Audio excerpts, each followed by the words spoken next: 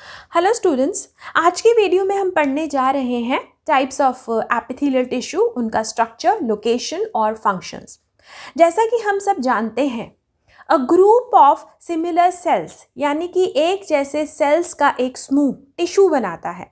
ये सारे सेल्स मिलजुल कर एक साथ काम करते हैं और फिर एक स्पेसिफिक फंक्शन परफॉर्म करते हैं, यानी कि बॉडी का हर टिश्यू एक विशेष कार्य करता है। एनिमल बॉडी या फिर कहें ह्यूमन बॉडी, क्योंकि हम भी एनिमल्स ही हैं, तो ह्यूमन बॉडी में 4 तरह के टिश्यूज़ होते हैं: epithelial tissue, connective tissue, muscle tissue और नर्वस टिश्यू। एपिथेलियल टिश्यू का सबसे पहला काम है बॉडी की सर्फेसेस को कवर करके उनको प्रोटेक्ट करना। इसके अलावा इसके secretion, absorption, filtration, transport of nutrients, exchange of gases जैसे फंक्शंस भी होते हैं। कनेक्टिव टिश्यू का काम कनेक्ट करने का है, यानी कि जोड़ने का, जैसे कि लिगामेंट्स। लिगामेंट एक कनेक्टिव टिश्यू है। लिगामेंट का काम 2 बोन्स को जोड़ने का है। मसल्स जैसे कि स्केलेटल मसल्स काम करने के लिए ज़रूरी हैं, बॉडी की मूवमेंट्स के लिए ज़रूरी हैं।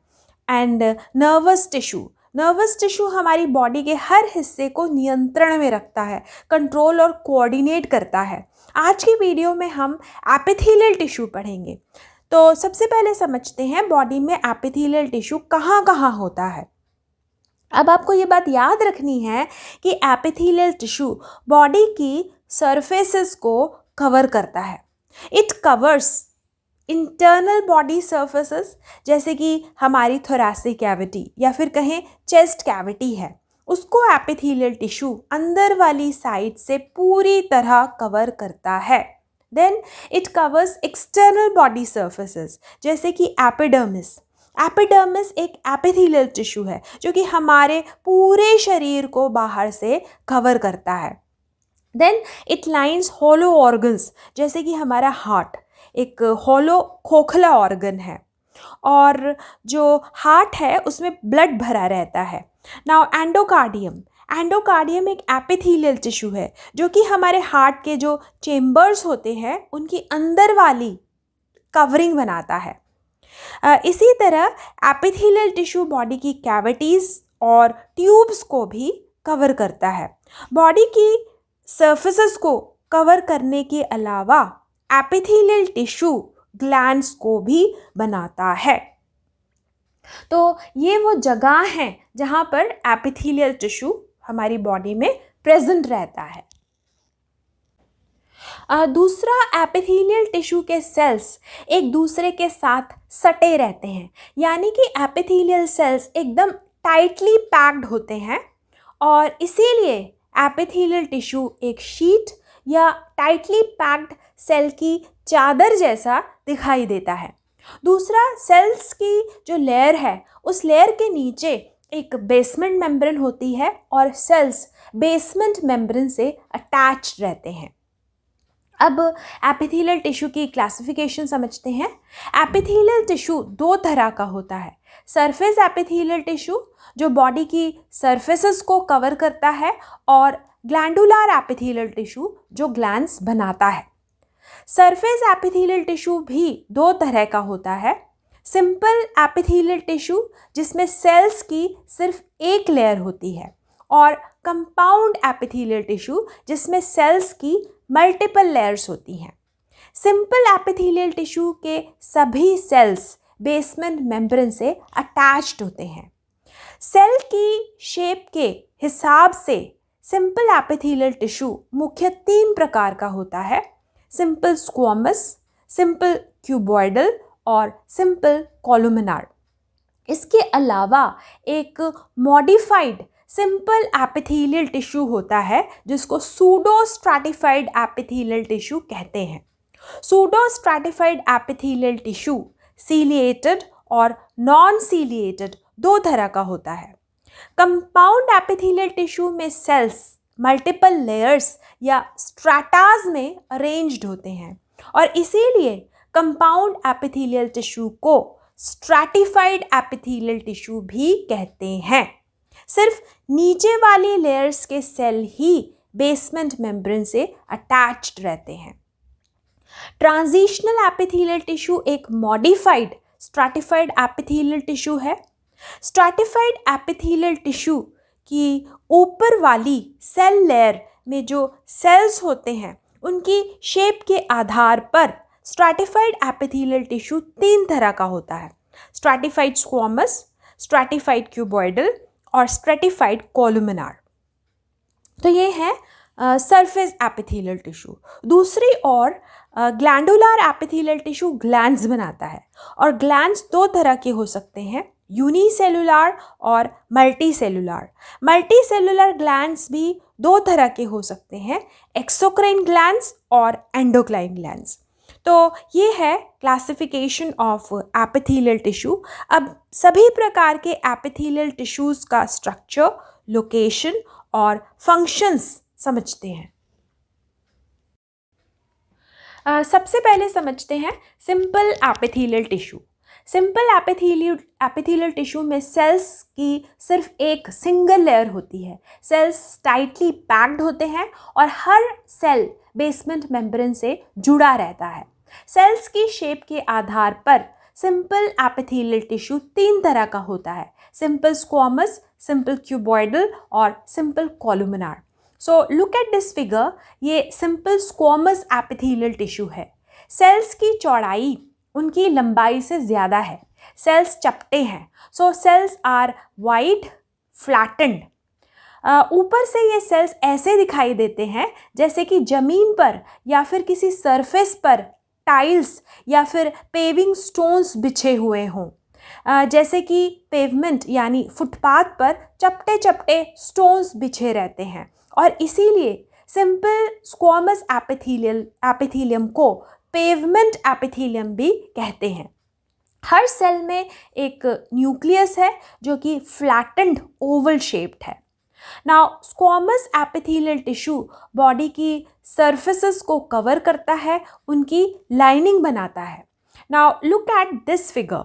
हार्ट एक हॉलो मस्कुलर ऑर्गन है जो अंदर से खाली है और उसमें ब्लड भरा रहता है। हार्ट की वॉल कार्डियक टिश्यू की बनी होती है जो यहाँ पर हमने येलो कलर से दिखाई है। Now endocardium is a squamous epithelial tissue. Endocardium को ब्लैक कवरिंग की तरह दिखाया है। नाउ एंडोकार्डियम हार्ट के चेम्बर्स की अंदर वाली लाइनिंग बनाता है जिससे ब्लड कार्डियक मसल्स के कांटेक्ट में नहीं आता। तो यहाँ पर एंडोकार्डियम यानी कि स्क्वैमस एपिथेलियल टिश्यू एक बैरियर का काम कर रहा है। So endocardium forms a barrier between blood and cardiac muscles. अब आप इस फिगर को देखो। ये फिगर एक ब्लड वेसल को दिखा रहा है। ब्लड वेसल की अंदर वाली सरफेस स्क्वैमस एपिथेलियल टिश्यू से कवर्ड है जिसको एंडोथेलियम कहते हैं। ब्लड में जो न्यूट्रिएंट्स हैं, ऑक्सीजन है, वो पहले ब्लड से एंडोथेलियम में पहुंचता है और एंडोथेलियम उसको आसपास के टिश्यूज़ में पहुंचा देता है। So another function of simple squamous epithelium is the exchange of gases and transcellular transport of nutrients. Then simple squamous epithelium alveoli की लाइनिंग बनाता है। alveoli एयर सैक्स होते हैं जो कि लंग्स में प्रेजेंट होते हैं। यहाँ स्क्वैमस एपिथेलियम का फंक्शन एक्सचेंज ऑफ गैसेस है। उसी तरह स्क्वैमस एपिथेलियल टिश्यू किडनीज के नेफ्रॉन के बॉमन्स कैप्सूल की लाइनिंग बनाता है।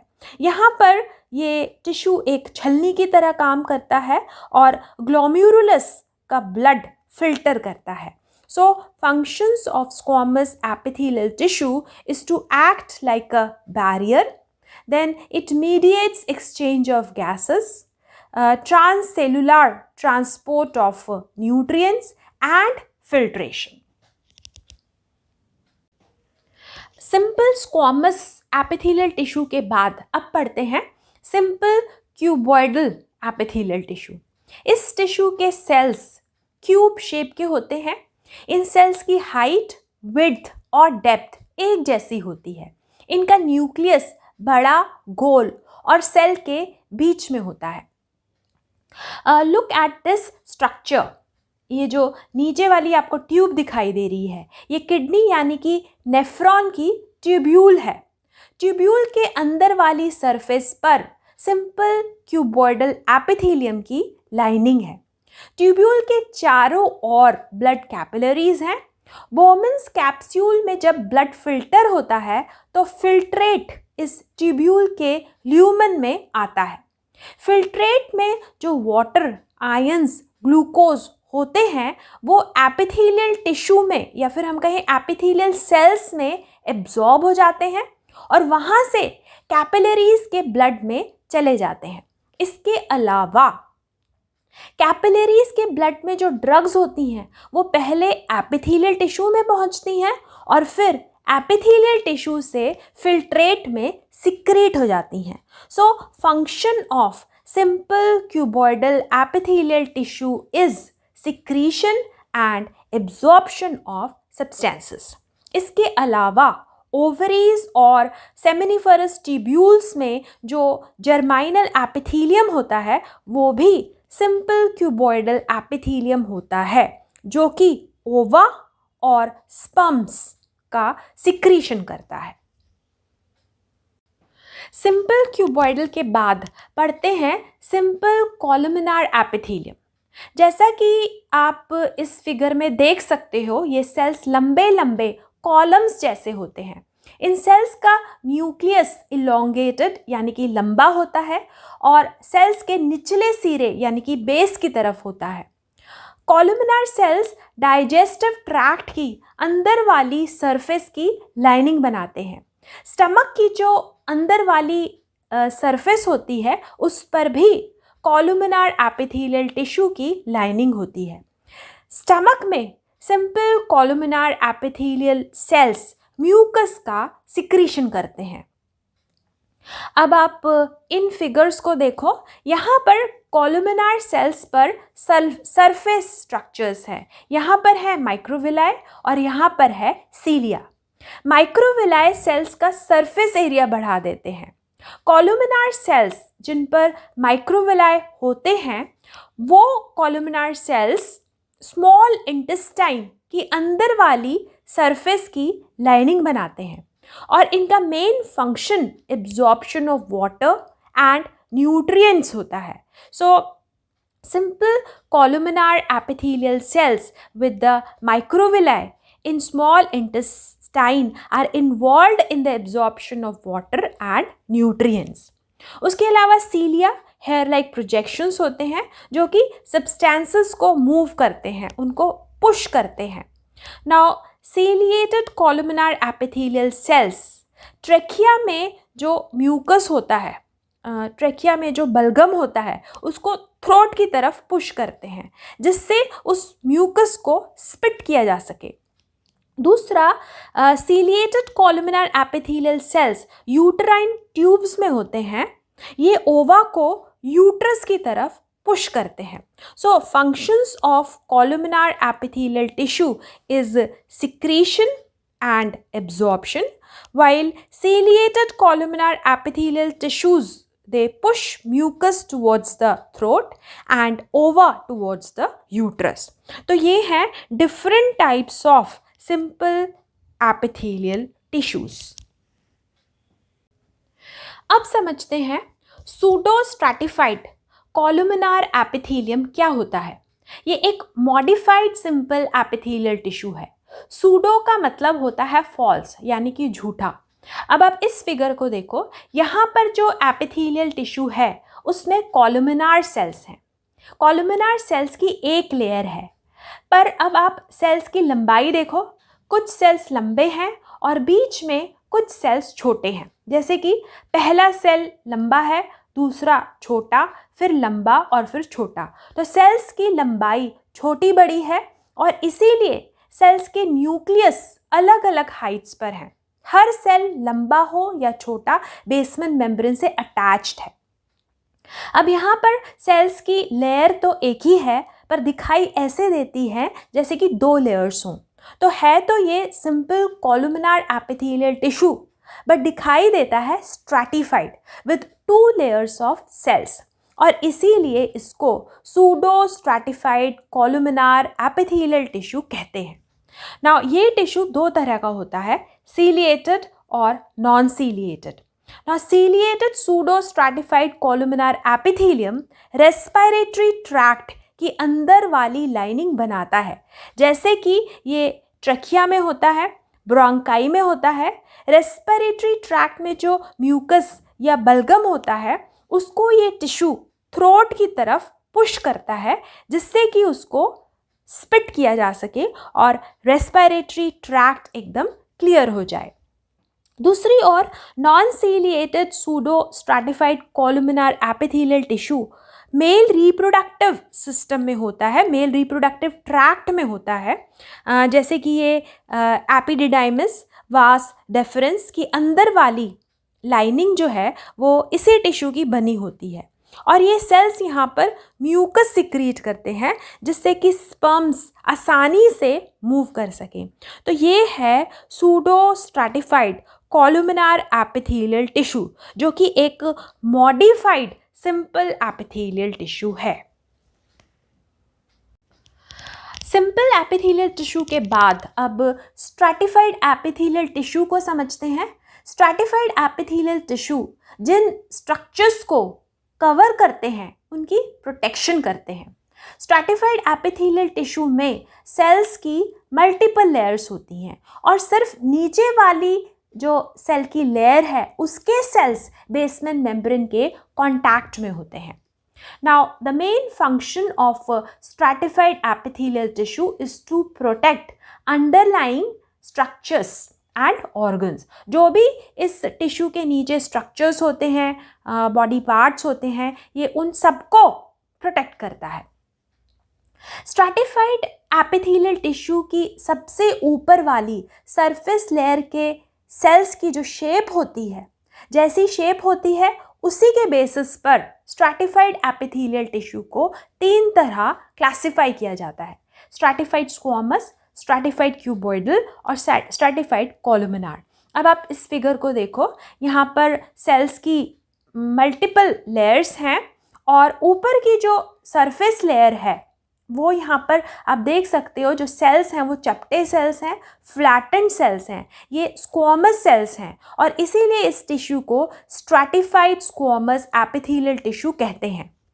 ये टिश्यू जिन सरफेसेस पर अपनी लाइनिंग बनाता है वहाँ पे जो सरफेस के नीचे जो ऑर्गन्स हैं, जो स्ट्रक्चर्स हैं, उनको प्रोटेक्ट करता है और उन स्ट्रक्चर्स को मैकेनिकल और केमिकल स्ट्रेस से बचाता है। तो इस टिश्यू का जो मेन फंक्शन है, स्ट्रैटिफाइड एपिथेलियल टिश्यू का जो मेन फंक्शन है और स्ट्रैटिफाइड स्क्वामस एपिथेलियम का जो मेन फंक्शन है वो है प्रोटेक्शन। इसके अलावा ये टिश्यू बहुत जल्दी रीजेनरेट होता है। नीचे वाली ये जो सेल्स की लेयर है ये बहुत जल्दी यहाँ पर सेल्स डिवाइड होते हैं और सेल्स डिवाइड होने पर ये ऊपर की तरफ खिसकते रहते हैं, जिससे कि ऊपर वाली लेयर के पुराने सेल्स नए सेल्स से रिप्लेस हो जाते हैं। So this tissue regenerates rapidly. Now stratified squamous epithelium 2 तरह का होता है, केराटिनाइज्ड और non keratinized. Now keratinized tissue में ऊपर वाली जो सरफेस लेयर होती है उसके सेल्स डेड हो जाते हैं। इन सेल्स में न्यूक्लियस और साइटोप्लाज्म की जगह केराटिन भर जाता है।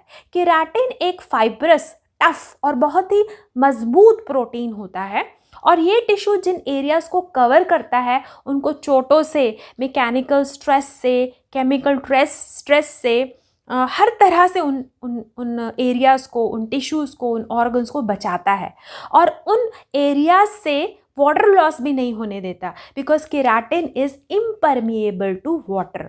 वाटर ना तो उस सरफेस के अंदर जा सकता है और ना ही उस सरफेस से बाहर आ पाता है।